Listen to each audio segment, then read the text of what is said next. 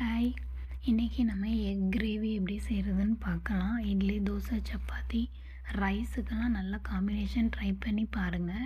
5 மினிட்ஸில் செஞ்சு முடிச்சிடலாம். ஒரு பேனில் 1 டேபிள் ஸ்பூன் ஆயில் விட்டு ஜீரகம், மிளகு, பூண்டு, இஞ்சி ஆட் பண்ணி நல்லா வதக்கிக்கோங்க. ஒரு கொத்து கருவேப்பிலை ஆட் பண்ணிக்கோங்க. கேஷ்யூ நட் ஆட் பண்ணி ஒரு தக்காளி ஆட் பண்ணிக்கோங்க. தேவையான அளவு உப்பு, வதங்கிறதுக்கு தேவையான அளவு உப்பு ஆட் பண்ணி நல்லா வதக்கிட்டு ஒரு டேபிள் ஸ்பூன் தேங்காய் ஆட் பண்ணியிருக்கேன். நான்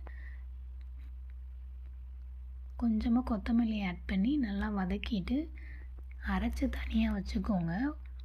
நான் 4 முட்டை பாயில் பண்ணி எடுத்துருக்கேன். ஒவ்வொரு முட்டையிலையும் நீங்கள் ஸ்லிட் கட் பண்ணி எடுத்துக்கோங்க. அப்போ தான் நல்லா மசாலா உள்ளே இறங்கும். கிரேவி குக்காகி வந்ததுக்கப்புறம் நல்லா ஃப்ளேவர்ஃபுல்லாக இருக்கும் எக்கு. ஒரு பேனில் ஆயில் விட்டு 1/2 டீஸ்பூன் மஞ்சத்தூள், 1 table spoon chilli powder sim ஃப்ளேம்லேயே வச்சு வறுத்துக்கோங்க, இல்லைனா மசாலா கருகிரும். எக்கை தனியாக எடுத்து வச்சுக்கோங்க. இந்த ரெசிபி ரொம்ப டேஸ்டியாக இருக்கும். ஒரு டைம் ட்ரை பண்ணி பார்த்துட்டு எப்படி வந்துச்சுன்னு சொல்லுங்கள். 5 மினிட்ஸில் நம்ம செஞ்சு முடிச்சிடலாம். நம்ம இப்போ இந்த மசாலையே நம்ம கட் பண்ணி வச்சுருக்கிற ஒரு வெங்காயம் ஆட் பண்ணி நல்லா வதக்கிக்கோங்க. கண்ணாடி பதம் வர்றது வரை வதக்குனா போதும். வெங்காயம் வதங்கிறதுக்கு தேவையான அளவு சால்ட்டு, கருவேப்பிலை ஆட் பண்ணி நம்ம அரைச்சி வச்சுருக்க பேஸ்ட்டை ஆட் பண்ணுறோம். ஆட் பண்ணி கன்சிஸ்டன்சி அட்ஜஸ்ட் பண்ணுறதுக்கு கிரேவிக்கு தேவையான அளவு தண்ணி ஊற்றி நல்லா குக் பண்ண விட்டுக்கோங்க.